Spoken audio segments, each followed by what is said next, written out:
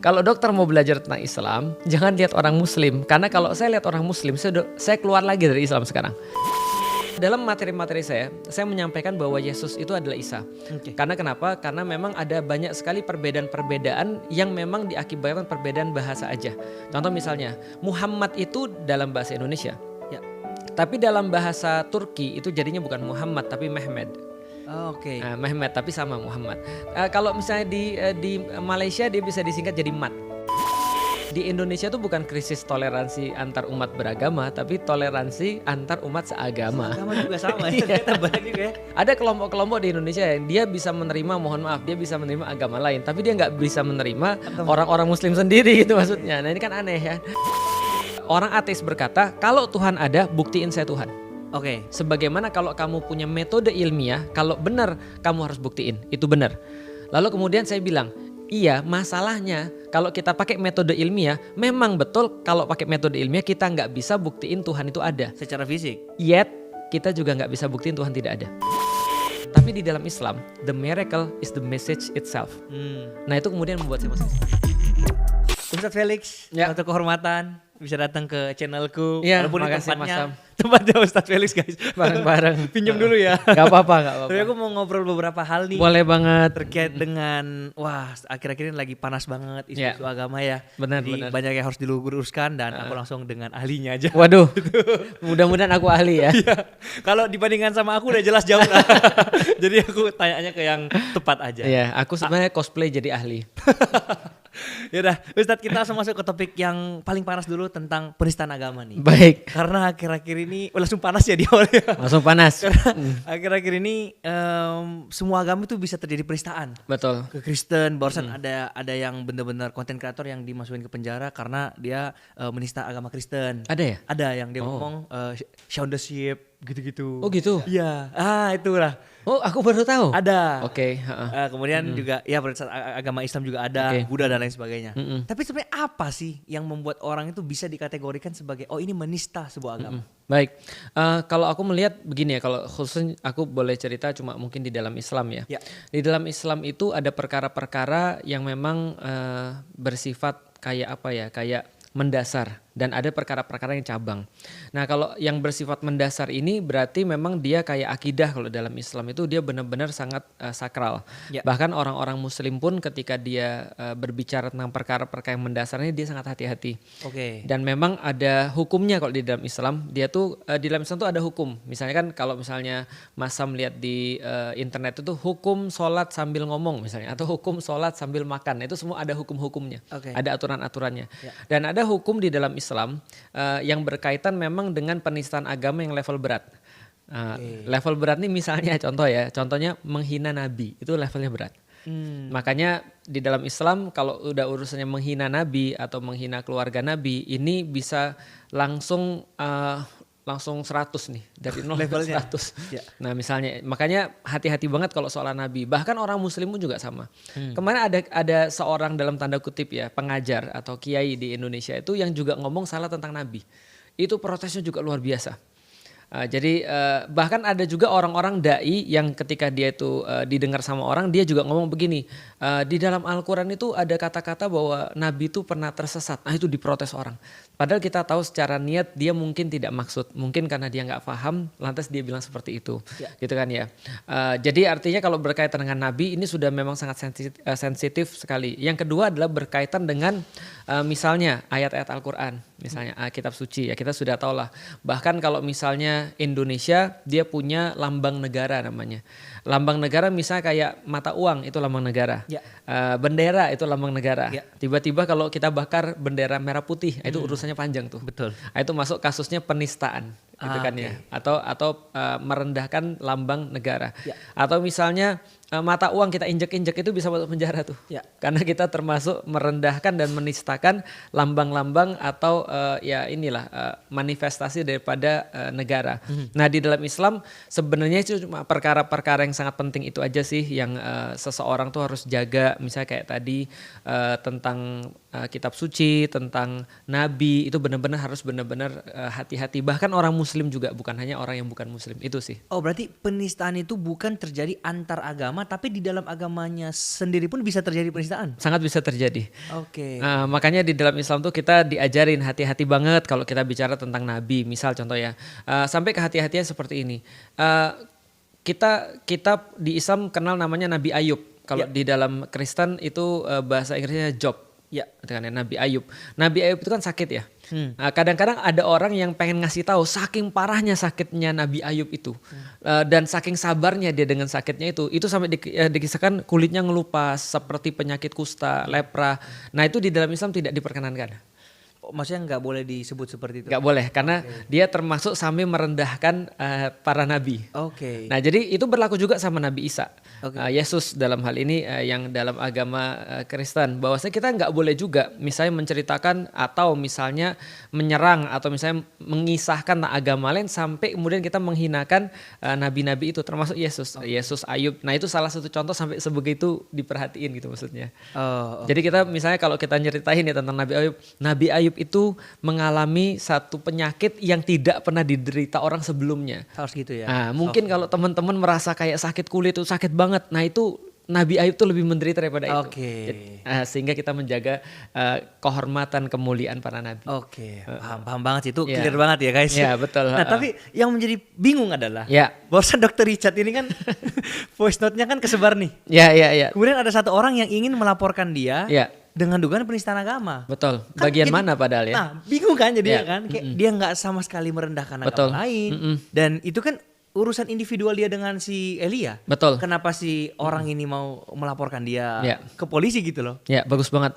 Jadi pertanyaan lebih kepada kapan dikatakan ini penistaan? Kapan dikatakan tidak penistaan?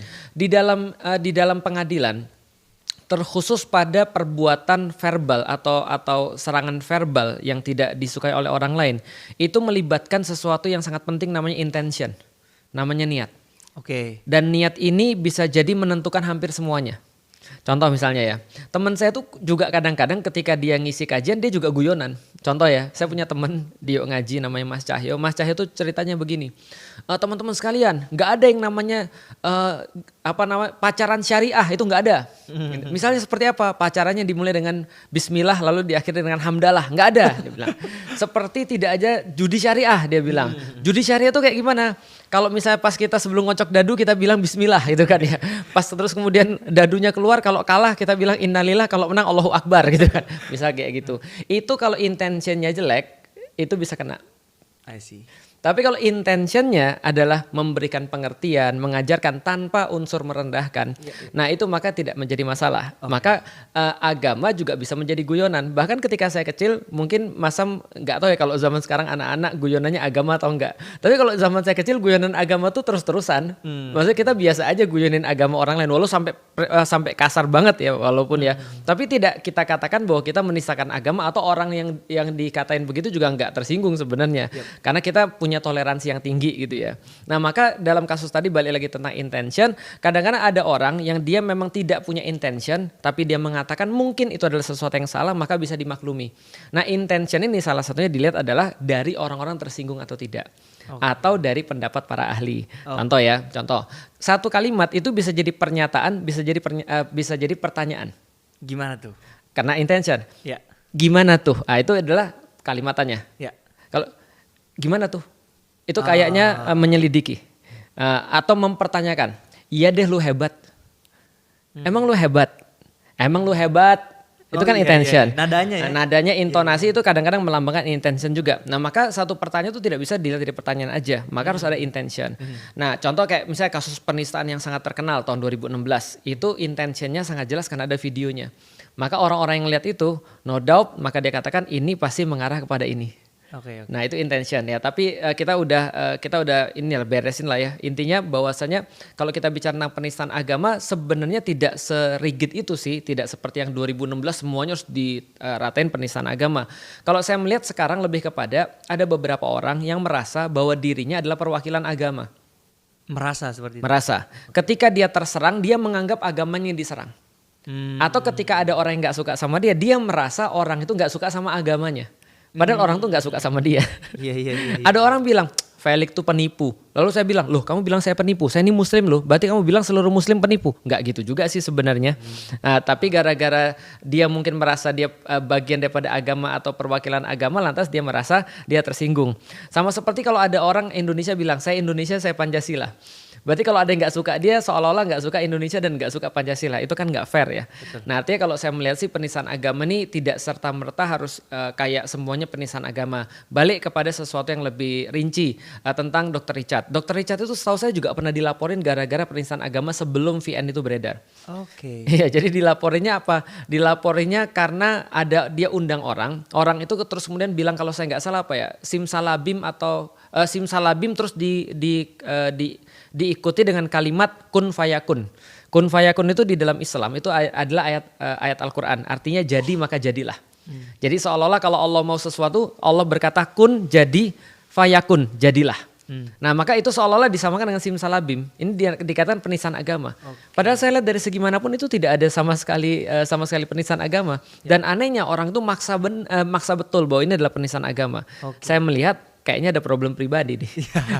Itu sebenarnya. Karena orang-orang nggak ada yang melihat penistaan agama. Pun VN tadi, saya mungkin adalah orang yang pertama yang ngomong dengan Dr. Richard. Dokter, ini VN-nya beredar loh. Gitu kan ya, saya bilang ini VN-nya beredar, saya bilang sabar ya. Karena berkali-kali saya bilang sama dia, kalau dokter mau belajar tentang Islam, jangan lihat orang Muslim. Karena kalau saya lihat orang Muslim, saya keluar lagi dari Islam sekarang. Jadi saya masuk Islam nih, udah hampir atau lebih daripada 20 tahun, 21 tahun saya masuk Islam. Tapi kalau saya ngeliat orang-orang Muslim, saya keluar lagi daripada Islam. Kenapa? Karena orang Islam itu atau Muslim itu tidak merupakan representasi dari Islam. Maka saya bilang sama Dr. Richard, sabar-sabar ya dok. Saya lihat VN ini menggambarkan cuma satu, bahwa Dr. Richard itu sangat-sangat pengen sekali untuk membujuk orang. Walaupun benar kata-kata yang dia sampaikan akhirnya membuat tafsir ganda. Bahwasanya di sini dia bilang bahwa dia itu nolongin orang-orang Muslim, bahwasanya di sini dia seolah-olah menjadi kayak promotornya orang-orang pewarta Kristen kan gitu kan ya, atau Katolik.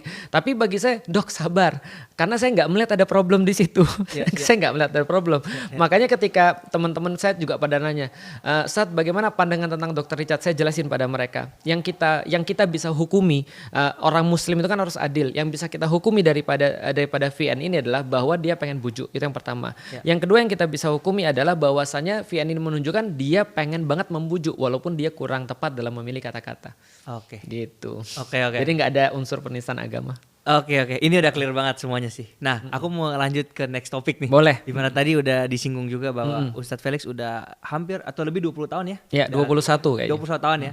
Udah menjadi agama Islam gitu kan. Nah, tapi masih banyak haters ya ternyata.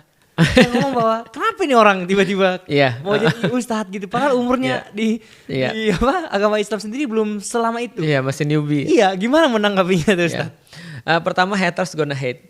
Makanya saya bilang pada saya juga ngirimin pada teman-teman saya ada beberapa quotes yang menjadi penguat saya ya. Tentunya selain pada Al-Qur'an.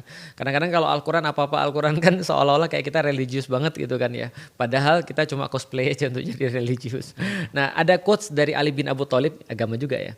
Jadi ada quotes dari Ali bin Abu Thalib, itu mantunya Rasulullah. Beliau tuh pernah berkata begini, tidak perlu menjelaskan apapun pada siapapun. Karena orang-orang yang mencintaimu tidak akan perlu itu, karena mereka sudah percaya, dan orang-orang yang membenci tidak akan percaya. Artinya ya kita itu terkadang kalau kita menjelaskan sesuatu itu malah nambah runyam. Maka di dalam Islam lagi nanti ada aturan kapan kita harus menjelaskan kepada orang tentang sesuatu, kapan kita tidak menjelaskan pada orang tentang sesuatu. Itu quotes pertama. Quotes kedua. Ada perkataan yang bagus lagi dari namanya Imam Asy-Sya'bi. Dia berkata begini, perkataan terbaik bagi orang-orang yang menuduh itu adalah kalau kamu benar semoga Allah mengampuni saya, kalau kamu salah semoga Allah mengampuni kamu. Nah maka dalam kasus ini kan kita bisa katakan gini, pertama kita lihat dulu nih, kita nyampein Islam sesuai dengan kemampuan kita. Tiba-tiba ada orang terus tiba-tiba datang, lu siapa gitu kan ya, lu siapa, lu baru umurnya masih baru di dalam Islam, baru masuk Islam 20-an tahun, tiba-tiba langsung dipanggil ustadz. Pesantren enggak, apa enggak, terus lu dipanggil ustadz. Kalau kita mau julid kan kita bilang gini, lah terus lu kemana aja? Kan gitu kan. Artinya kalau lu kemana aja? Lu katanya lu udah lama, lu sampein dong kalau misalnya lu bisa kan gitu kan. Itu kan kalau kita mau julid, tapi kan tidak boleh. Gitu kan. Karena kalau kita ngomong gitu, dia pasti akan lebih marah lagi. Karena yang dia cari memang bukan kedamaian. Yang dia cari adalah memang perseteruan. Dan kita sebagai orang-orang yang orang-orang yang dulu pernah menghina-hina orang, kita tahu kan bahwasanya kebahagiaan terbesar bagi orang-orang yang suka hina orang. Contoh misalnya kalau di SD, woi bapaknya namanya misalnya siapa? Iwan. Woi Iwan misalnya gitu kan ya. Dia marah kan. Marah itu adalah hal yang paling kita senang. Karena kita bisa mengambil kedaulatan dia. Kita bisa mengendalikan dia. Nah, yang orang pengen ketika ngomongin kita adalah mengambil kendali atas diri kita. Aku nggak mau kasih kendali itu. Nah, gimana cara nggak usah kasih kendali itu ya, kita tahu bahwasanya apa yang kita lakukannya adalah sesuatu yang harus kita lakukan. Dan kita nggak perlu ngereken atau ngurusin orang-orang kayak tadi. Itu yang pertama. Yang kedua, di dalam Islam sendiri kita meyakini bahwasanya apapun yang terjadi, keterkenalan, popularitas, uang, kepintaran ataupun sebaliknya kemiskinan, nggak populer, nggak terlalu pintar dan segala macam, itu semua amanah. Itu semua amanah. Islam nggak pernah akan sibuk pada kondisi kaya miskin, pintar nggak pintar, cakep nggak cakep, populer nggak populer, itu kondisi. Yang Islam berikan sebagai ajaran adalah respons terhadap kondisi itu. Nah, jadi daripada kita meributkan atau memikirkan tentang kondisi, lebih baik kita mikirin respons dengan kondisi kita seperti tadi. Nah, kalau saya populer ya berarti saya harus lebih banyak untuk memperkenalkan Allah. Saya harus lebih banyak untuk mawas diri. Ketika ada orang ngomong baik, saya ambil. Kalau nggak baik ya sudah, kita buat ini aja, hiburan aja. Luar biasa. Oke. Nah, aku masih mau bahas tentang seputar Dr. Richard nih. Boleh. Masih panas banget. Menarik ya. Menarik. Dan ya, kita tahu bersama bahwa kontroversinya sekarang adalah Elia mengatakan bahwa Yesus sama Nabi Isa itu adalah dua pribadi yang berbeda. Ya. Nah, ini aku mau langsung tanya nih. Ajaran Muslim. Islam. Itu kan soalnya dia kan dari sisi Kristen mungkin yang dibahas kan. Benar. Kalau dari sisi kacamata Ustadz Felix nih dan Islam itu seperti apa? Beda atau sama nih? Oke, nah ini juga penting menjelaskan karena aku juga melihat banyak sekali ketidakdewasan di kolom-kolom komen ya ketika kita mulai membahas hal-hal kayak gini. Nanti orang-orang Katolik juga akan merasa, lu jangan bahas agama orang lah, lu bahas agama lu aja sendiri. Nah, maka saya kasih tahu, ini batasnya. Batasnya termasuk penistaan agama juga adalah tidak termasuk penistaan agama apabila seseorang tuh lagi bahas di agama dia. Oke. Nah, contoh misalnya, kemana ada yang rame tuh, Ustadz Somad lagi ngajar, dia jelasin tentang Islam nih. Kalau jelasin tentang Islam, ya orang-orang Islam pasti akan bilang dong, bahwasanya yang masuk surga cuma orang Islam. Kan itu kan ya, cuma Muslim. Tiba-tiba karena ada yang nonton, karena zaman sekarang kan kelas itu bukan fisik ya, tapi kan online ya. Betul. Ada yang nonton merasa tersinggung, kalau gitu gue masuk neraka dong. Lah ini kan di dalam Islam yang kita bahas. Gitu kan. Nah, maka yang kita kasih disclaimer dulu, saya tuh paling gak suka membahas agama lain. Karena itulah saya sering ngobrol sama bapak saya bilang, Lik, kamu jangan sampai ya suka membahas tentang agama lain. Enggak kopi, Felix tuh cuma cerita tentang agama Felix kayak apa, dan pun kalau ada orang nanya kenapa kamu masuk Islam, maka yang saya ceritakan pengalaman saya, yang belum tentu sama dengan pengalaman orang lain. Pengalaman saya dengan agama saya yang lama. Oke, kalau gitu saya cerita sedikit nih. Ustadz, sebelum masuk ceritanya boleh. Aku mau nambahin. Boleh. Sempat juga 2 minggu yang lalu, aku diundang ke sebuah podcast, dan podcast ini memang acara Kristen. Nah, di situ aku cerita, maksudnya kenapa aku pilih agama Kristen? Karena memang pengalamanku juga aku ceritain. Benar. Kejadiannya sama mungkin sama Ustaz Somad. Oh gitu. Ditonton sama banyak orang kan. Muslim. Oh itu gitu. Kolom komentar di IG ku 5.400 hujatan semua. Emang ngomong apa Sam? Aku ngomong ini. Alasannya kenapa aku Kristen? Itu kalau ditanya secara Alkitab, aku juga gak bisa jawab. Aku benar. Gitu. Tapi aku bisa merasakan sendiri. Benar. Seputar-seputar doang. Aku berceritalah tentang gimana aku bisa merasakan dan sebagainya. Gak membahas ayat sama sekali, cuman pengalamanku doang. Terus mulai ada yang komen lah. Hujatannya apa? Lebih yang kayak kalau misalnya memang Yesus itu Tuhan, kenapa nggak ada di Alkitab disebutkan? Tembakan-tembakan seperti itulah. Ya, iseng itu namanya. Terus baik banget kayak kok Tuhannya digantung gitu. Terus kayak banyak lah kayak gitu loh. Nah ya aku juga sebagai yang maksudnya yang di reels itu kan viral banget kan. Benar. Ya itu aku cuman ya diem aja gitu. Biarkan mereka, karena di itu kan udah saling perang tuh kan. Benar. Nah, nanti kan ada yang nanggepin lagi, ditanggepin lagi. Dia rame kan. Nah maksudnya aku tuh nggak mau seperti itu. Ya. Aku cerita itu karena memang itu aku doang. Benar. Gitu. Ini yang kita harus disclaimer dulu nih. Itulah yang saya bilang orang salah kamar. Kenapa lu bahas tentang agama lu di kelas agama orang lain, itu nggak pas. Makanya ketika saya pun cerita tentang saya punya video judulnya Yesus adalah Isa. Atau Isa adalah udah pernah saya bahas. Dan orang-orang protes juga. Saya bilang ini saya lagi bahas Isa, bukan bahas versi kalian. Itu jadi ya terserah saya dong kalau saya mau bahas. Nah, artinya tadi kalau kayak tadi ya, pertama perlu kita kasih tahu dulu, ini yang perlu kita dewasakan. Betul. Netizen Indonesia itu tidak menyikapi sesuatu secara fair menurut saya secara pribadi. Karena gini, di dalam Al-Qur'an pun kita nggak boleh engage orang dengan cara seperti itu. Karena di dalam Islam namanya dakwah, tentu saja orang-orang selain Islam juga pasti pengen untuk mendakwahkan agamanya atau mensyiarkan agamanya. Di dalam Islam kata dakwah itu dari bahasa Arab diambil dari kata da'a, artinya undangan. Jadi undangan kayak inviting. Nah kalau seandainya kita invite seseorang, nggak mungkin dong kita sudah bikin orang tuh ke trigger gitu kan ya. Lu datang rumah gue, awas lu kalau nggak datang. Lu gimana dia mau datang? Oh khawatir lah dia. Nah, invitation itu harus dengan cinta, dengan kasih, dengan lembut, dengan persuasif gitu kan ya. Itu invitation. Dakwah itu literally bermakna invitation. Oke. Nah artinya apakah kemudian Samuel merasa terinvite dengan kata-kata seperti itu? Enggak. Betul. Yang ada malah terancam. Betul. Ataupun merasa tidak dimanusiakan. Emang kenapa sih lu nyembah Tuhan? Pertanyaan saya sederhana. Kalau Samuel tahu dengan apa yang mereka tahu, ya pastinya Samuel udah masuk Islam dong. Betul. Gitu kan ya. Nah makanya ini kan problematika yang sekarang dihadapi. Sama kayak orang-orang Kristen ketika komen di aku. Gitu kan ya. Loh, aku bilang kamu nih komen pengen buat aku merasa nyaman atau tidak nyaman gitu maksudnya. Sedangkan dakwah adalah invitation. Tapi ya udahlah ya. Artinya itulah tugas kita. Kalau masih ada orang-orang kayak tadi saya minta maaf nih. Karena memang ya berarti tugasnya belum sempurna nih. Karena harus tugas untuk mengajari kan guru ya. Karena guru itu kan memberikan pelajaran, termasuk pelajaran-pelajaran seperti tadi. Bagaimana cara untuk berinteraksi dengan orang-orang yang tidak satu keyakinan dengan kita atau tidak satu pendapat dengan kita. Ini kan penting sekali. Nah, kalau gitu kita masuk dalam Yesus adalah Isa tadi yang saya bilang.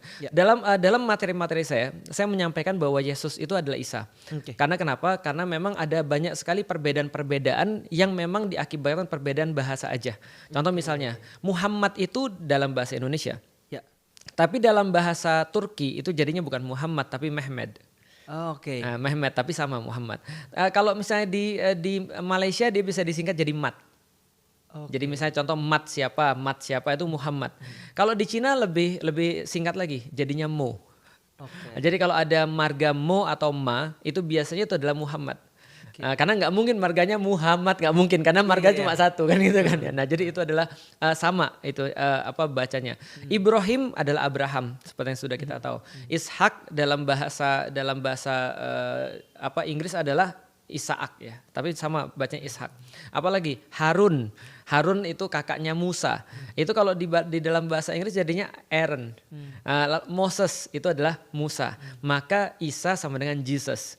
Maka waktu itu saya perlu menjelaskan ini kenapa? Karena ada orang nanya pada saya, boleh nggak kita menyebut Yesus Kristus? Menurut saya boleh. Kenapa menyebut Yesus Kristus itu boleh? Karena Yesus Kristus adalah translasi dari bahasa Arab Isa Al-Masih. Atau misalnya dalam bahasa Ibrani misalnya Isua ya. Hamasiah, Yesua Hamasiah. Messi itu kan artinya Mesias. Nah artinya kalau kita lihat ini cuma perbedaan bahasa aja. Nah lalu kalau misalnya ada yang bilang beda, ya memang betul sih. Kadang-kadang ada beberapa perbedaan. Kayak kemarin juga saya salah sebut. Saya bilang bahwa Yesus lahir di Nazaret. Enggak, kepikir saya padahal Yesus orang Nazaret. Lahirnya di Bethlehem. Bethlehem dalam bahasa Ibrani, dalam bahasa Arab Bait Lahem. Kadang-kadang ada beberapa perbedaan. Perbedaannya apa? Dalam keyakinan orang-orang Kristen atau Nasrani, Yesus tuh lahirnya di kandang domba. Kalau misalnya orang-orang Muslim di dalam Al-Quran tertulis bahwa Yesus lahir di bawah pohon kurma. Nah itu ada perbedaan.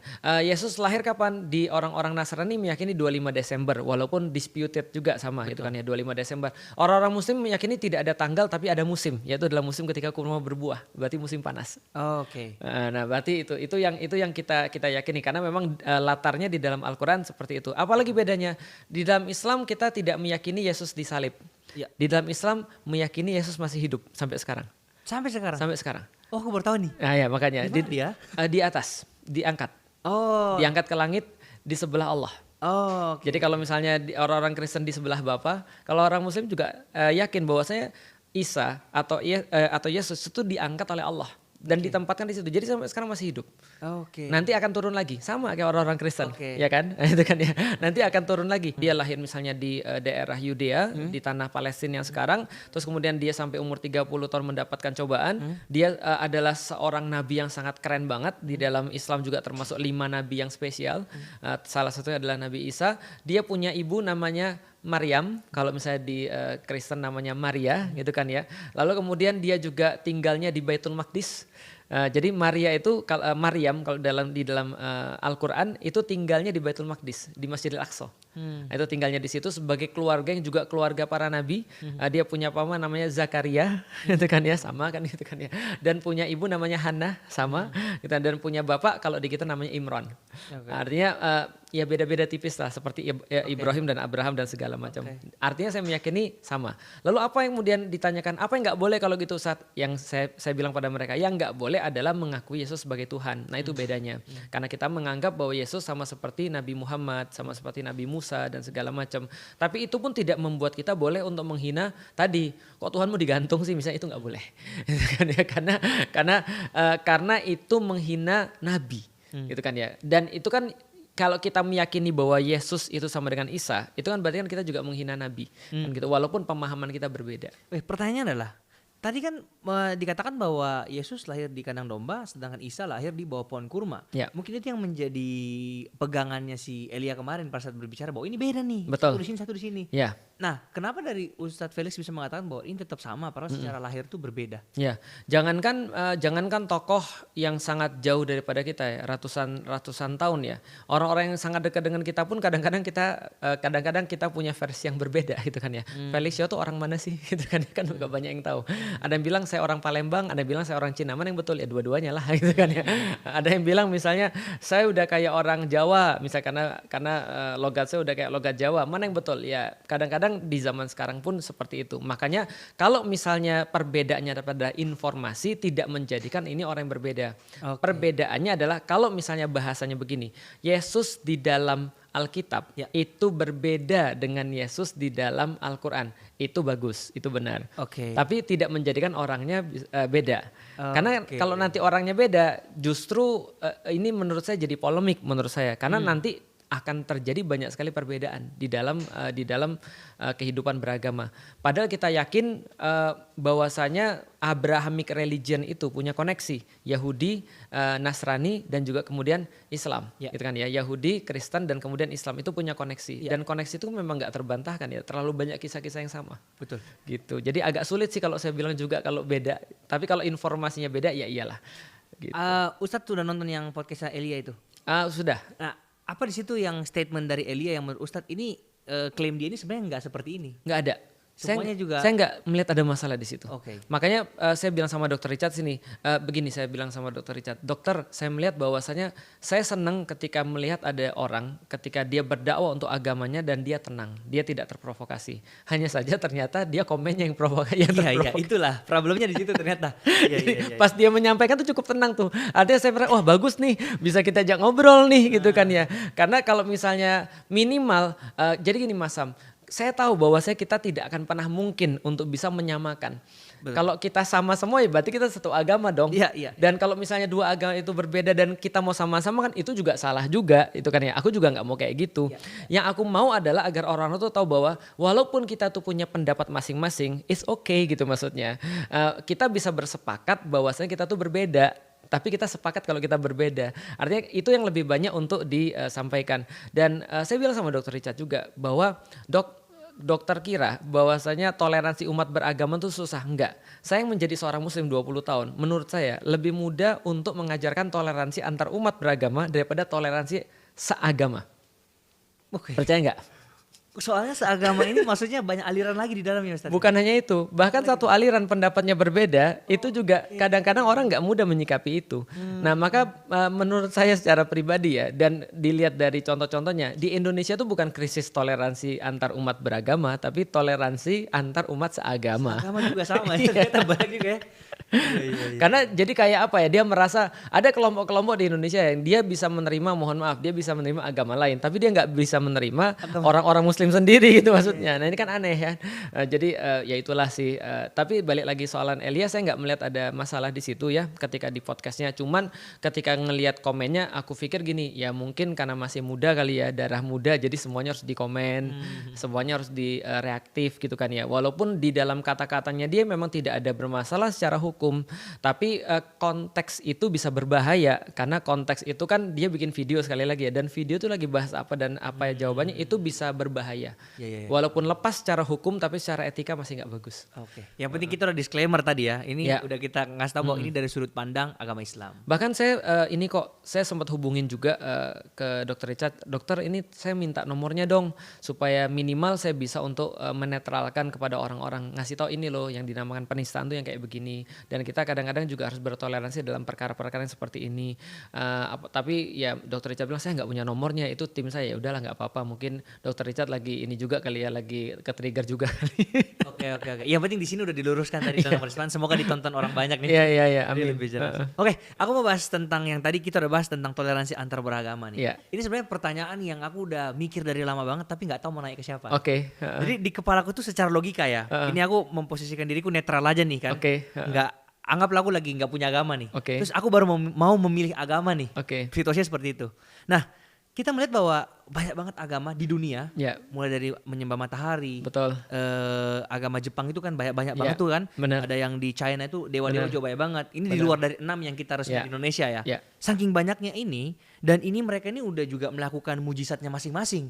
Di Kristen ada mujizat, di Islam ada mujizat, Buddha ada mujizat, Hindu ada mujizat, dan agama ini juga bertahan cukup lama. Dan ada pengikut yang banyak juga nih di masing-masing agama ini, ya kan? Nah, pertanyaanku adalah kalau kayak gini sebenarnya yang mana yang benar? Itu kan yang menjadi pertanyaannya. Itu pertanyaanku SMP. Sama ya berarti? Itu pertanyaanku SMP. SMP aku jadi ateis, lalu kemudian aku jadi muslim 5 tahun kemudian setelah ateis. Berarti awalnya Katolik dulu, Ustaz? Katolik, terus kemudian ateis, lalu kemudian agnostik, lalu kemudian baru Islam. Tunggu. Menarik lagi nih maksudnya. Dari Katolik ke ateis tuh apa yang men-trigger? Nah itu dia. Nanti banyak orang gak suka nih. tapi gini. Ini kan pengalaman pribadi. Pengalaman pribadi, betul. Jangan disamakan dong. Ya kan belum tentu yang lain sama ya. Betul. Tapi kalau saya secara pribadi jawabannya sama kayak 75% orang Amerika. 75% orang Amerika ateis. Dan mereka bilang bahwa agama gak cocok untuk hidup kita. Kenapa itu agama gak cocok buat kita? Mereka bilang bahwa sains itu tidak cocok dengan agama, dan agama gak akan membuat Anda jadi seorang yang logik.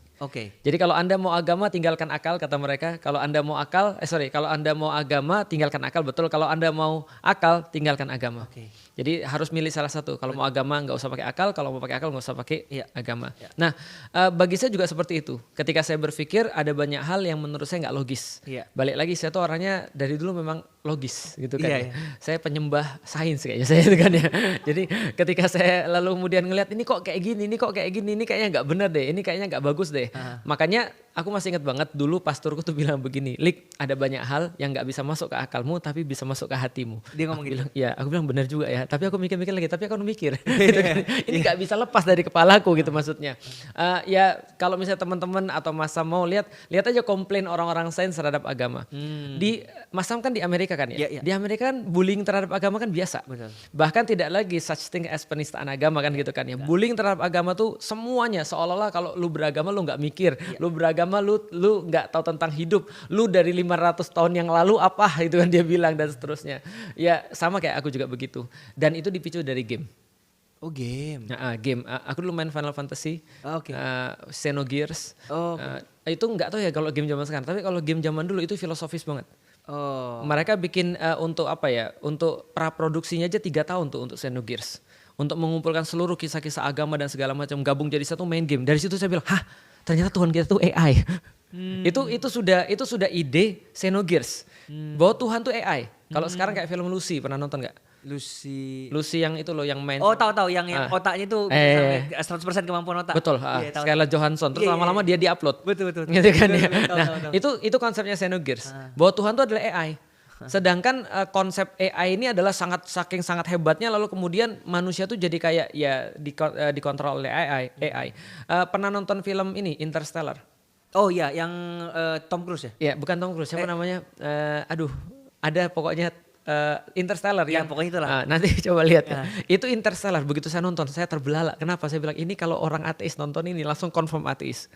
Tapi kalau orang beragama menonton ini confirm Tuhan ada. Karena data-datanya lengkap. Saya bayangin kalau saya jadi ateis nonton film Interstellar, nah kan bener kan Tuhan gak ada. Tapi kalau saya sebagai seorang yang punya iman atau saya sudah ngerti tentang Islam, nonton ini saya bilang gila, ini menjelaskan banyak orang bahwa ternyata Tuhan tuh ada. Tapi itu nanti lah kapan-kapan. Tapi kita bahas ini dulu ya. Ketika saya main game, ketika saya baca buku, saya yakin Tuhan gak ada. Kenapa? Karena nggak masuk akal. Ya, ini formulanya beda nih. Kalau saya mau formula sains, memang Tuhan nggak bisa masuk dalam formula sains. Saya harus bahas tentang sebab akibat, kenapa dunia ini ada, dan Tuhan nggak masuk dalam perhitungan itu. Nah, maka kemudian ketika saya jadi seorang ateis gara-gara main game, mikir dan seterusnya, dan merasa bahwa agama nggak ada korelasi di situ, maka saya kemudian beberapa tahun, sekitar 2 tahun kemudian jadi seorang agnostik. Agnostik itu apa? Lucunya dari belajar sains saya dapat Tuhan. Jadi kan awalnya kan gara-gara belajar sains ini agama gak masuk akal, udah Tuhan gak ada. Tapi ketika saya belajar sains ternyata saya yakin Tuhan pasti ada. Dari mana? Jadi gini, coba bayangin ya. Orang ateis berkata, ini agak mumet tapi saya coba. Orang ateis berkata kalau Tuhan ada buktiin saya Tuhan. Masuk akal kan ya? Masuk akal. Kalau Tuhan ada buktiin. Sebagaimana kalau kamu punya metode ilmiah, kalau benar kamu harus buktiin. Itu benar. Lalu kemudian saya bilang, iya, masalahnya kalau kita pakai metode ilmiah, memang betul kalau pakai metode ilmiah kita nggak bisa buktiin Tuhan itu ada. Secara fisik? Yet kita juga nggak bisa buktiin Tuhan tidak ada. Secara metode ilmiah. Nah kalau kita S1 kan pakai metode ilmiah ya. S1 dulu IT ya. Kalau saya S1-nya tanaman. Jadi pengaruh pemupukan pada tanaman manggis. Kalau saya bilang ada pengaruh pemupukan nitrogen pada tanaman manggis, maka harus ada bukti. Harus ada proof. Kalau saya bilang nggak pengaruh juga harus ada proof. Berarti kalau dalam metode ilmiah mengatakan Tuhan ada harus ada proof, mengatakan tidak ada juga harus ada proof. Nah, dua-duanya ini nggak ada proof masalahnya. Nggak mungkin. Betul. Berarti kita stalemate dong satu-satu dong. Betul. Nah masalahnya itu salah pendekatan. Pendekatannya harus bukan metode ilmiah tapi metode rasional. Nah metode rasional itu sederhana, nggak seperti metode ilmiah. Metode rasional itu begini, pagi-pagi misalnya Masam keluar dari rumah basah semua tuh. Kompleks basah semua. Maka kesimpulannya malam hujan atau tidak? Hujan. Kita lihat nggak? Enggak. Tapi kita yakin dari mana? Ada bahasanya. Itu namanya metode rasional. Jadi metode rasional kita nggak perlu lihat, kita nggak perlu mengadakan pembuktian, maka kita nggak perlu bukti bahwasannya Masam ada bapaknya lagi sampai 10 kali. Bukti aku lahir di sini berarti ada. Walaupun kita nggak punya fotonya, walaupun kita nggak punya bajunya, kita nggak punya teaser, videonya dan segala macam. Ya tapi ternyata ada. Nah makanya orang-orang waktu itu ketika saya ngeliat itu ada satu pembuktian yang sangat mengganggu saya ketika saya bahas tentang alam semesta. Saya bilang ini terlalu rumit alam semesta ini kalau terjadi secara kebetulan. Kalau apalah. Big Bang. Apalah itu kan? Ya, saya belajar itu. Saya kan dulu olimpiade biologi ya. Saya belajar itu, saya bilang ini mumet, ini terlalu mumet untuk terjadi secara kebetulan, nggak mungkin. Apalagi ketika saya belajar ada satu profesor matematik namanya Roger Penrose. Siapa tahu ini bisa dipecahkan secara IT ya. Roger Penrose itu bilang begini. Probabilitas atau kemungkinan bahwa Tuhan tidak ada adalah sama dengan 1/10 pangkat 10 pangkat 1/23. Tunggu, sakit palaku. Nah nanti dipecah di rumah aja ya. Intinya adalah kalau aku mau jabarin agak rumit, tapi intinya adalah itu more than impossible. Kok more than impossible? Atau disederhanakan sama orang. Oke, kalau misalnya kita nggak mau belajar matematik, kita belajar bahasa aja. Dia bilang kemungkinannya sama seperti, ada orang bilang kemungkinan sama seperti kita pergi ke pantai, di Makassar kan banyak pantai itu. Hitung pasirnya? Ya, Losar, bukan hitung pasir. Kita ambil satu pasir, tanda tanganin. Samuel Christian was here. Taruhlah ya. Kita taruhlah bisa tulis itu ya, taruhlah ya. Walaupun mustahil ya, tapi nggak taruhlah kita bisa tulis ya. Terus setelah kita tulis, kita tanda tanganin, kita tiup, jatuh dia ke pasir-pasir yang banyak itu. Pulang ke rumah. Tahun depan datang lagi to exact spot. Ambil randomly satu butir pasir. Sama peluangnya gitu ya. Nah, dapat yang kita tanda tanganin.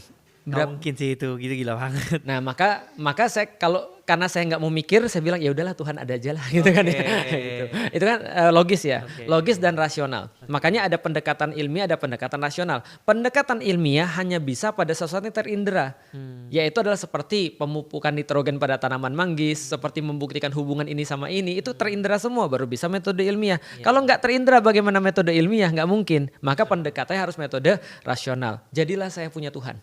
Tapi nggak mau agama. Agnostik. Karena sebel liatin orang-orangnya. Saya lihat orang Kristen saya sebel. Saya lihat kalau mohon maaf saya sedikit klaim. Di Palembang kalau ngelihat ada 2 agama, Kristen dan Katolik. Makanya ketika Dr. Richard tuh bilang, oh kamu agamanya Kristen ya, maksudnya Protestan. Nah jadi kalau orang Palembang bilangnya Kristen itu artinya Protestan, Katolik artinya Katolik. Nah, jadi saya bilang orang Kristen tuh nyebelin, orang Katolik nyebelin juga, Muslim apalagi itu kan ya, Buddha sama aja gitu kan ya, Hindu gak pernah tahu sih tapi saya gak mau gitu kan ya. Akhirnya saya bilang udah Tuhan gak ada, Tuhan ada tapi saya gak mau beragama. Agama itu cuma buatan manusia untuk keuntungan pribadi mereka. Religion creating conflict gitu kan ya, since 10,000 BC gitu kan ya, dan segala macamnya. Pokoknya ini masalah lah agama-agama nih. Sampai saya masuk IPB. Ketika saya masuk IPB, saya dapat kalau di film Interstellar tadi tanda-tanda. Science. Ini menjawab pertanyaanku ini udah kan? Dari yang semua agama ini baik banget tahun yang mana yang benar? Science. Dan science itu aku cuma ketemu dalam Al-Quran. Menarik. Jadi gini, ada anak kecil yang pernah nanya sama aku, Ustadz, kenapa sih mukjizat kita nggak keren? Hah? Maksud lu apa? Dia bilang gini, itu lo coba lihat Musa membelah lautan Ustadz. Nabi Isa menghidupkan orang mati Ustadz.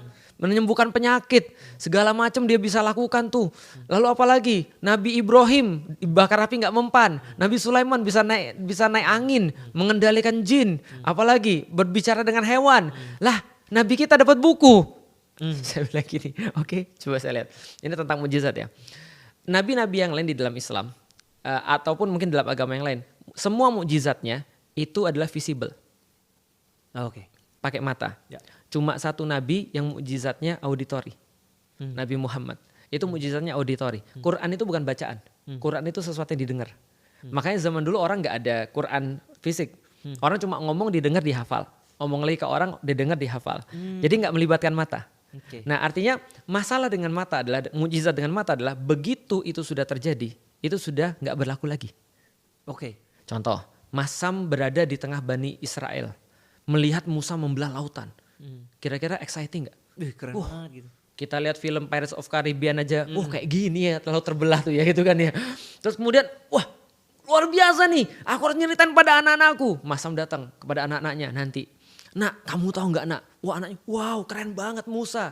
Mungkin dia masih 5 tahun, dia masih dengerin cerita kita keren. Tapi begitu kemudian dia sudah gede 15 tahun, diceritain lagi, dia bilang apa? Ada teasernya, ada bukti videonya, no video hoax gitu kan ya. Maka setiap mukjizat visible, begitu sudah terjadi itu pindah jadi auditory. Problemnya adalah itu nggak bisa dibuktikan. Tapi mukjizat Al-Quran itu auditory. Dan karena auditory, dari awalnya mukjizat Al-Quran itu gramatika bahasa. Maka sampai kapanpun akan jadi mukjizat. Itu yang pertama. Yang kedua, menurut Masam masalah terbanyak orang-orang zaman sekarang apa Mas? Masalah terbanyak orang-orang? Masalah terbesar manusia. Apa ya? Kalau kita Google itu poverty, apalagi tidak punya pekerjaan, apalagi segala macam. Tapi sebenarnya problematika manusia yang paling besar di balik semua itu adalah mental. Sepakat nggak kalau aku bilang? Kalau nggak bilang aja, nanti aku yakinin lagi sampai Mas bilang iya gitu kan. Jadi gini, sepakat gak sih kalau aku bilang bahwa sakit mental tuh lebih gak enak daripada sakit fisik? Setuju. Karena kalau kita sakit fisik, selama kita masih punya kehidupan yang bahagia, kita bisa tahan. Anak-anak main bola, kakinya belah, gak ada masalah. Main aja terus dia, mana aja dia sadar. Pas pulang ke rumah, baru dia sadar. Artinya kita tetap akan bisa enak hidup kita selama mental kita masih bagus, benar kan? Betul. Tapi dikelilingi kekayaan, dikelilingi segala suatu kenikmatan dunia, orang itu mentalnya nggak sehat, bunuh diri dia. Setuju banget. Berarti mental itu lebih parah daripada fisik. Apalagi zaman sekarang, di mana sakit mental itu lebih banyak daripada sakit fisik. Healing. Betul. Maka orang mau healing. Pandemi itu sekarang bahasan psikologi itu jadi bahasan penting, mainstream setelah pandemi. Kenapa? Orang-orang bilang pandemi ini banyak orang stres. Pandeminya lewat, covidnya lewat, tapi stresnya stay. Kenapa? Karena mental. Nah aku bilang kalau kamu lagi sakit mental terus mau bunuh diri taruhlah ya. Kayak orang-orang Jepang tuh mau bunuh diri atau orang Korsel mau bunuh diri. Tiba-tiba pas Anda mau bunuh diri terus ada orang terus bilang sini. Terus dia belah lautan. Tanpa bunuh diri dia kayaknya. Kenapa? Hebat banget dia. Hidup gua gak berharga. Gua bunuh diri aja lah. Itu kan ya. Dia lagi mau bunuh diri nih. Tiba-tiba dia ngelihat misalnya ada apa orang dibakar gak mempan. Apa perlunya bagi dia? Maka saya bilang mukjizat itu sesuai dengan tempat dan waktunya masing-masing. Kenapa nabi-nabi yang lain diberikan mukjizat visibilitas? Karena waktu itu petunjuk atau Alkitabnya sama mukjizatnya beda. Contoh, Mas Sam bangun pagi, terus kemudian saya tetangganya terus saya bilang, Mas Sam, saya mau ngomong, kita udah temenan 20 tahun nih. Tapi gak jadilah. Oh jangan buat aku ini dong, kamu jangan kayak cewek dong. Mau ngomong tapi gak jadi. Ya udah aku ngomong deh, tapi gak jadi. Oh ya udah ngomong aja. Aku tuh nabi. Percaya gak? Enggak. Wah sebentar, saya pulang dulu ya. Lik saya pulang dulu ya, kenapa? Telepon polisi ini kayaknya tetangga kita ada yang perlu perawatan nih kayaknya. Nah terus saya bilang, kamu gak percaya? Kalau kamu gak percaya aku tunjukin buktinya. Bukti itu mukjizat, miracle. Jadi miracle itu bukti untuk supaya Anda percaya perkataan saya. Maka setiap nabi untuk supaya orang percaya perkataan dia harus punya miracle. Tapi di dalam Islam, the miracle is the message itself. Nah itu kemudian membuat saya masuk Islam. Oke. Nah, jadi itu alasannya. Tentang miracle sama segala macam. Jadi satu-satunya miracle yang ketinggal adalah Islam. Nabi-nabi lain punya miracle, but it ends ketika nabinya wafat atau diangkat. Oke, itu udah jawaban yang menjawab sih ya pertanyaan yang tadi. Nih, ini mungkin yang terakhir lah. Ya. Jadi tetap membahas tentang agama Muslim. Gimana maksudnya apa ya? Artis-artis tuh banyak yang lepas hijab. Iya. Iya kan? Iya. Betul. Yang gak usah sebut nama lah, si A lepas hijab, ya kan? Dihujat lah saat Indonesia. Benar. Itu secara ajaran itu seperti apa sih? Kenapa ketika sebelum dia memakai itu biasa-biasa aja, setelah memakai dan lepas akhirnya menjadi kontroversial? Iya, sebenarnya gimana sih? Gitu. Ya, jadi di dalam Islam, aku harus memisahkan dulu pertama antara Islam dan Muslim.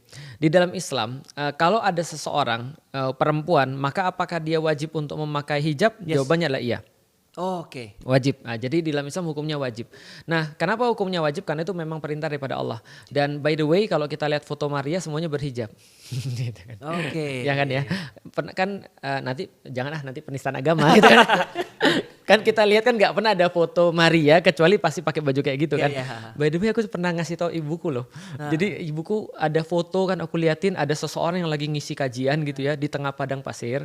Lalu kemudian pakaiannya kayak pakaian Arab gitu. Ada 12 orang yang diisi. Saya bilang ini foto apa? Itu pasti foto orang Arab kata ibu saya. Fotonya Muhammad ya. Saya bilang enggak, ini gambar Yesus lagi ngajarin 12 sahabatnya. Pakainya persis ya karena memang orangnya dari sana-sana juga. Nah pakainya ya begitu gitu kan. Maka apa yang dianggap sebagai modest ketika di zaman itu adalah pakaian kayak tadi kayak zaman Maria. Tapi kalau di dalam Islam itu diperinci lagi dengan seperti itulah bentuk pakaiannya. Yaitu hijab yang sekarang kita kenal. Maka hukumnya adalah wajib. Nah di dalam Islam juga memang Allah itu juga memberitahu sayang banget ada orang-orang yang ketika dia sudah dapat sesuatu yang baik maka dia turun kelas pada sesuatu yang tidak sebaik yang dia punya di awal. Contoh misalnya kayak gini, itu namanya downgrade kalau zaman sekarang. Kita sudah punya mobilnya sudah bagus nih gitu kan ya, harganya misalnya kalau sekarang 600 jutaan.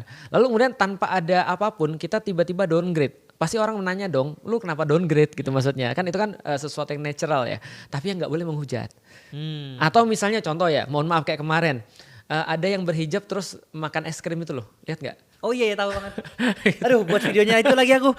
Gitu kan? Iya kan lihat ya. Nah itu kan orang-orang bilang lepas aja hijab lu, gitu kan ya. Jadi seolah-olah loh kok saya bilang gini. Itu lu kesel betul, nggak salah lu kesel. Tapi jangan lu kesel dan lu permasalahin hijabnya. Emang kalau misalnya dia melakukan kayak gitu lantas hijabnya yang salah? Enggak. Artinya hijab itu tetap wajib walaupun kelakuannya orangnya kayak gitu. Makanya ada orang yang berkata saya tuh belum bisa berhijab karena kelakuan saya masih buruk. Itu nggak ada urusannya, beda antara hijab lu dengan kelakuan lu. Nah maka ketika ada orang sudah berhijab lantas lepas, wajar sih natural ketika orang nanya kenapa dilepas, sayang banget gitu kan segala macam. Tapi kalau menghujat nggak boleh. Karena kenapa? Karena di dalam Islam ya bagaimanapun keputusan orang ya bukan keputusan kita. Kita sebagai orang muslim hanya boleh menasehati saja.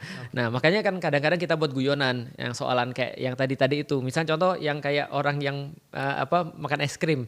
Itu teman kita buat guyonan tuh. Namanya Wimar, dia buat guyonan begini. Nah, dari situlah saya tahu ternyata untuk menikah itu tidak cukup hanya memilih wanita yang solihah. Tapi juga harus pakai es krim. Jadi itu guyonan tapi itu kan ya. Artinya nah itu bukan penistaan agama. Kenapa? Kita menggunakan itu sebagai bahan guyonan untuk belajar. Artinya kalau seandainya seseorang itu baik, ketika dia berhijab itu kebaikan yang satu, ketika dia berkata bagus itu kebaikan yang satu lagi, ketika dia misalnya beradab bagus itu kebaikan yang satu lagi, dan itu nggak boleh disambung-sambungkan, terpisah satu sama lain. Tapi kan tadi hukumnya adalah wajib untuk seluruh muslimah menggunakan hijab. Betul. Ya kan? Kalau misalnya ada yang enggak, itu apa gitu secara agamanya? Dia masuk neraka kah atau apakah? Di dalam Islam kalau enggak nutup aurat namanya maksiat. Nah maksiat itu artinya ya dia mendapatkan dosa. Makanya kalau saya punya buku nanti saya berikan boleh kalau mau, judulnya Yuk Berhijab. Nah di situ adalah dalil-dalil kenapa seseorang terus berhijab. Jadi kalau saya sih lebih kepada, jadi gini Mas, bedanya adalah kalau kita berbicara dengan orang yang nggak ngerti, kita nggak boleh langsung bawa kamu masuk neraka, kamu nanti dihukum, kamu dibakar. Dia sudahlah stres gitu kan ya, kita kasih stres lagi, udahlah dia langsung putus asa dia. Tapi kita harus kasih tahu kenapanya. Contoh misalnya saya ngomong begini, saya dulu bukan muslim dan ketika saya bukan muslim, saya pandang buruk dengan orang-orang yang berhijab. Wajar dong karena saya nggak tahu. Saya bilang apa? Munafik. Udahlah kalau lu baik nggak usah ditunjuk-tunjukin. Itu kan udah lu baik-baik aja, nggak usah ditunjuk-tunjukin. Saya nggak suka dengan orang yang berhijab karena mereka kayak mau nunjukin banget kalau mereka tuh beragama. Tapi setelah saya masuk Islam, saya baru ngerti, oh ternyata itu adalah keinginan mereka untuk nunjukin bahwa mereka tuh mau dekat dengan Tuhannya. Maka ketika saya masuk Islam, berubah pandangan saya, malah saya cari istri harus berhijab. Nah maka saya bilang, orang itu dipilih berdasarkan apa yang dia pilih untuk dirinya. Namanya pricing strategy. Kalau seandainya kita itu ngargai diri kita 1.000, yang datang orang punya duit 1.000. Kalau kita ngargai diri kita 100.000, yang punya duit 100.000 yang datang. Kalau kita ngargai kita 1 juta, yang 1 juta yang hadir, yang datang. Pertanyaannya sederhana, kalau ada orang yang misalnya nggak kerudungan, misalnya atau dia mohon maaf buka aurat dan segala macam, kira-kira Felixia yang waktu itu sudah masuk Islam akan mau nggak? Mungkin nggak. Saya akan mikir banyak dong. Nah sama seperti ada orang kerudungan dan dia misalnya pintar ngaji, kerudungan, akhlaknya baik, yang nyari juga pasti orang-orang yang baik juga. Paham. Nah jadi itu sebenarnya pricing strategi. Tapi kan tipe jenis jilbab ini ada berbeda-beda. Betul. Ada yang sampai tutup segini. Ya betul. Ada yang gini, ada yang cuma di atasnya doang ya kan? Ya kayak Ninja Hattori ya. Iya gitu, gimana itu Ustaz? Nah itu perbedaan namanya.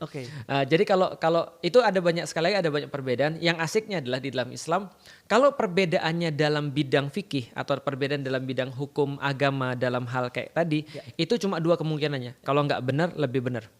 Kalau nggak benar, lebih benar. Enak kan? Dalam bahasa agama, kalau nggak pahalanya 1, pahalanya 2. Tapi dua-duanya udah benar. Dua-duanya udah benar. Nah maka yang nggak boleh tuh nggak pakai jilbab, itu nggak boleh. Tapi kalau dia sudah berjilbab, paling di antara 2 tadi. Kalau sesuai dengan pendapat ulama. Nah jadi contoh misalnya ya kayak tadi yang pakai cadar. Kalau saya menganggap pakai cadar tuh kayak muslimah pakai topi. Jadi boleh iya, boleh tidak. Hari ini kamu boleh pakai, besok kamu boleh lepas. Tapi kadang-kadang ada esensi. Iya, ada yang betul-betul harus. Iya, kayak kemarin tuh, siapa tuh yang ini ya, ada muslimah yang dulunya cadaran, terus kemudian saya konferensi pers, mulai sekarang saya buka. Nah itu kan, itu biasa aja sih bagi saya. Cuma orang bilang, sayang banget kenapa lu buka. Lalu saya bilang, sebentar, ini masalahnya di mana? Ternyata menurut beberapa ulama masalahnya kenapa dipublis. Kalaupun nggak dipublis nggak apa-apa sih sebenarnya. Buka pasang itu kayak ini aja pakai masker. Nah itu kalau dalam pandangan saya. Tapi ada yang memandang, ulama yang lain memandang wajib. Ada yang memandang beda wajib. Lagi tolerannya lah. Beda lagi. Kayak di Saudi Arabia itu pandangan mereka cadar itu wajib kalau orang-orang di sana. Nah tapi kita boleh mengambil, boleh tidak. Kan berbeda-beda nggak apa-apa. Itu aja sih. Iya. Kayaknya waktunya juga udah cukup. Dan aku belajar banyak banget hari ini. Semoga teman-teman yang mudah-mudahan belajar banget juga. Yang paling terpenting itu toleransinya itu sih. Iya, benar. Balik lagi tadi gimana? Maksudnya kita mau meyakinkan orang. Dakwah itu invitation. Kalau cara kita langsung menembak kayak gitu, menghujat dan lain sebagainya, jadi takutlah orang. Saya pernah diceritain gini. Sebenarnya nasihat apapun yang baik itu kayak berlian. Tapi even berlian kalau misalnya dicolokin ke mata sakit juga. Iya, gitu kan ya. Jadi orang marah juga gitu kan ya. Ada orang yang punya berlian dicolokin ke mata ada. Ada orang yang kemudian dilempar nih berlian ada juga. Tapi ada orang yang berlian tuh dimasukkan ke dalam amplop lalu kemudian ditulisin buat kamu yang saya sayangi, dikasih surat terus diikat dengan rapi, dikasih parfum, dikasih. Nah, itu ada beda orang-orang dengan cara yang masing-masing. Tapi ya tadilah kalau menurut saya sih pertama kalau kita mau beragama, benefit agama yang paling terlihat itu ada di sini dan ada di sini. Itu benefit yang paling besar. Makanya di dalam Islam pesan pertama Nabi Muhammad itu adalah yang namanya muslim itu dia bisa kontrol lidah dan bisa kontrol tangan. Wow. Jadi itu yang pertama kali terlihat. Kalau itu kamu nggak bisa kontrol, ya berarti kamu harus belajar lagi. Oh.